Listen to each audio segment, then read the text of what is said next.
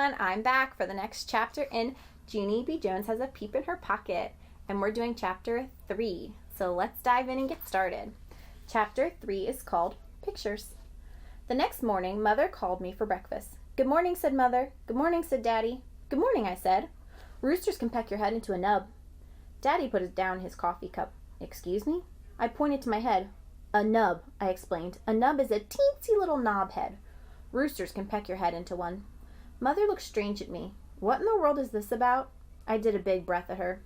"'Cause now, how can I even be clearer on this subject? A nub. A roundish, ballish head knob. And do not tell me that roosters do not peck you, on account of we had pet day at school, and Meanie Jim brought a rooster to room 9, and that boy's a rooster expert." I looked at her. "Plus, also, you said Uncle Billy's rooster was mean too, right, Mother? Remember that?" Mother looked frustrated at me. Then she put her head on the table, and she didn't come up for a real long time. Finally, she peeked her eyes at Daddy. "Now what?" she said, kind of quiet. "Maybe it'll blow over," said Daddy. I shook my head. "No, it won't blow over," I told them, "'cause roosters do not listen to reason, and so there's nothing we can do about this pecking situation." Daddy rubbed his eyes. "Could we please just change the subject?" he said. "Yeah, only not talking about a nub will not make it go away," I said, "and so—" "That's enough," said Daddy, very growly. I quick stopped talking then, but even after we changed the subject, nubs kept staying on my mind. So here's Junie B with her mom and dad. That day at school, Mrs. told us to draw a picture about our trip to the farm. She said to make it a colorful picture of what we wanted to see there. I drawed and drawed, plus also I colored and colored. When we all got done with our pictures, we sat on our chairs in a big circle and we told each other about what we drew. My bestest friend named Lucille went first. She drew a picture of a pink flamingo. "Flamingos are my favorite animal," she said. "That's because pink is my favorite color, and flamingos are pink. And I have a pink dress that will match them perfectly, so that is the dress I'll wear on the field trip." She wrinkled her nose real cute. "Pink brings out the natural blush of my complexion," she told Mrs. "Have you ever noticed my satiny smooth skin?" Mrs. looked at that girl. "You're a fascinating child, Lucille, but I'm afraid there aren't any flamingos on a dairy farm," she said. Lucille looked surprised. "So where are they then?" she asked. "Well, flamingos can be found a lot of places," said Mrs. "South America, for example." Lucille shrugged her shoulders. "So fine, we'll just go there instead." Mrs. said to Lucille to sit down.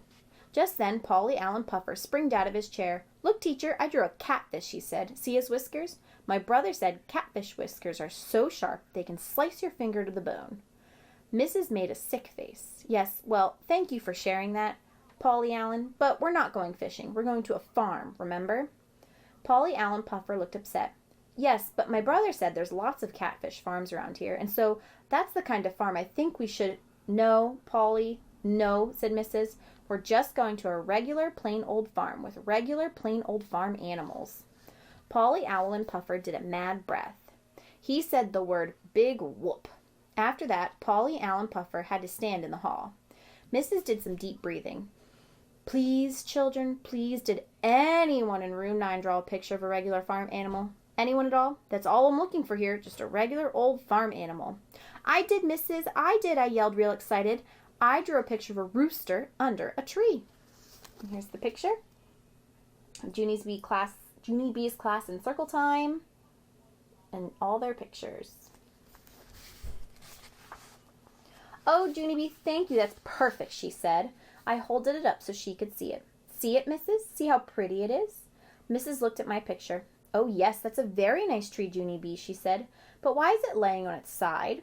"It crashed over in a rainstorm," I said. "Oh," said Mrs. "Oh, dear."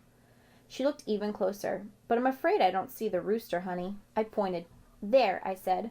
"See his foot under the branch? He did not get out in time, apparently." Mrs. covered her mouth with her hand. Just then a girl named Charlotte hollered, "I hate that picture. That's a terrible picture." I crossed my arms at that girl. "You would not say that if your head was a nub, sister," I said. Meanie Jim laughed real loud. Then Mrs. said for us all to take our chairs back to our tables, and we did not show any more farm pictures. That is the end of chapter 3. Chapter 4 is called Cockle-Doodly-Doo. I'll see you next time when we read more of Junie B. Jones Has a Peep in Her Pocket. Bye!